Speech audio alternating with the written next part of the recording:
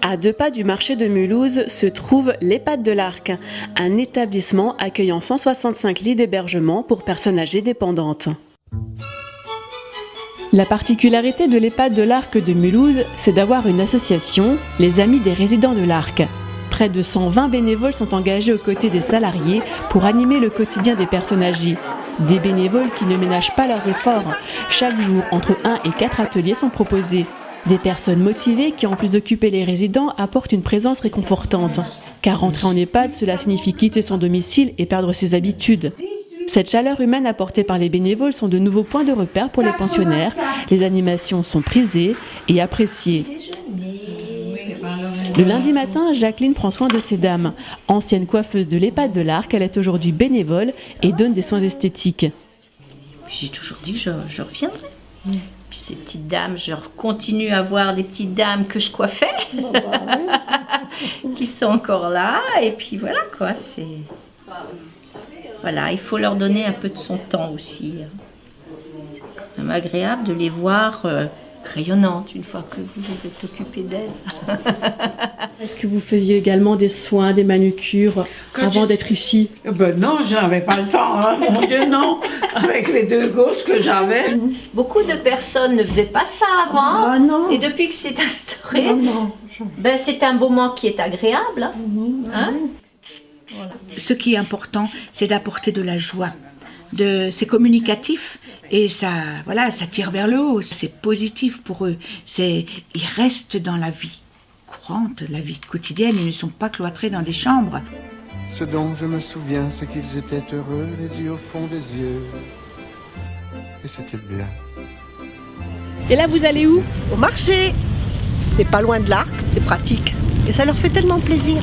Même sous la pluie, il y a toujours les sourires. Une fois par semaine, les bénévoles donnent un coup de main à l'animatrice de l'EHPAD et emmènent les pensionnaires hors de l'établissement. Et là, c'est pour le plaisir de changer de vêtements. Voilà. Pour vous, madame, c'est important de pouvoir encore faire des achats? Oui, parce qu'il y a votre magasin ici. Oui.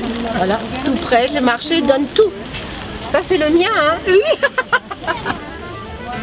Ces sorties sont aussi l'occasion de se remémorer des souvenirs.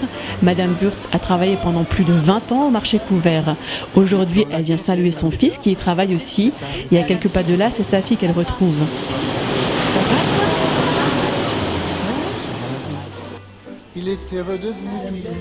Pour les différentes actions menées, l'association a reçu de nombreux prix. La Fondation Alliance les a récompensés pour avoir mis en place l'atelier tablette. J'ai commencé ici avec les tablettes ici. Et quand j'ai vu que ça marchait, avec mes enfants, j'ai dit j'en achète une pour moi. On a commencé à leur apprendre des jeux. Ce que nous souhaitons, c'est progresser, c'est pouvoir communiquer avec l'extérieur.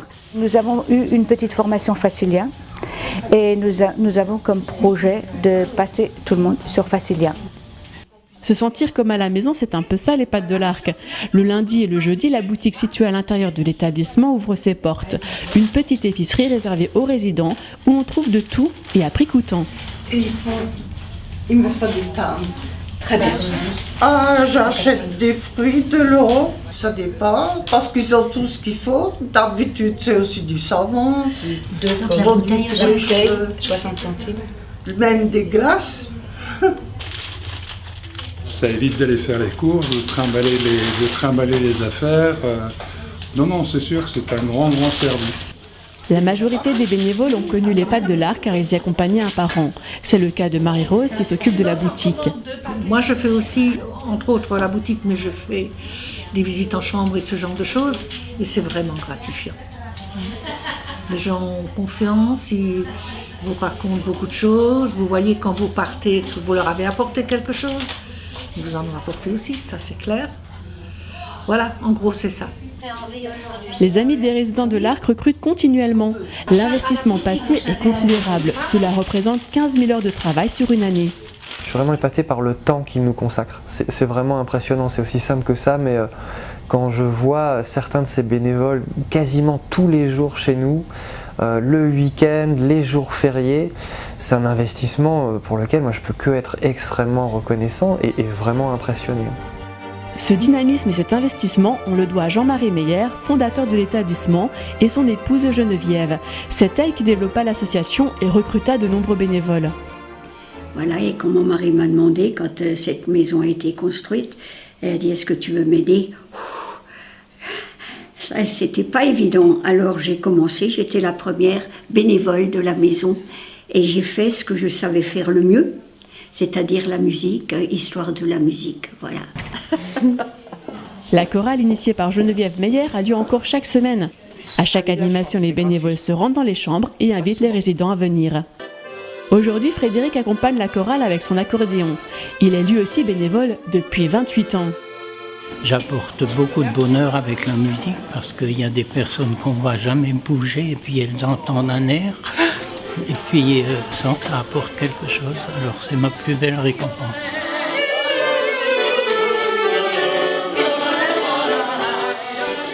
Et parce que j'estime que c'est important de faire des choses gratuitement. Voilà, parce qu'en fait, on fait gratuitement, mais c'est pas gratuit.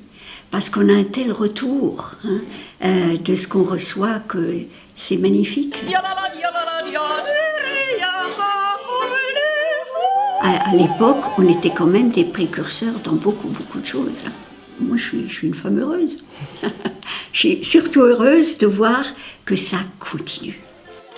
Ces bénévoles ont réussi à changer l'image de l'EHPAD, qui n'est plus un endroit de fin de vie, mais bien un lieu de vie.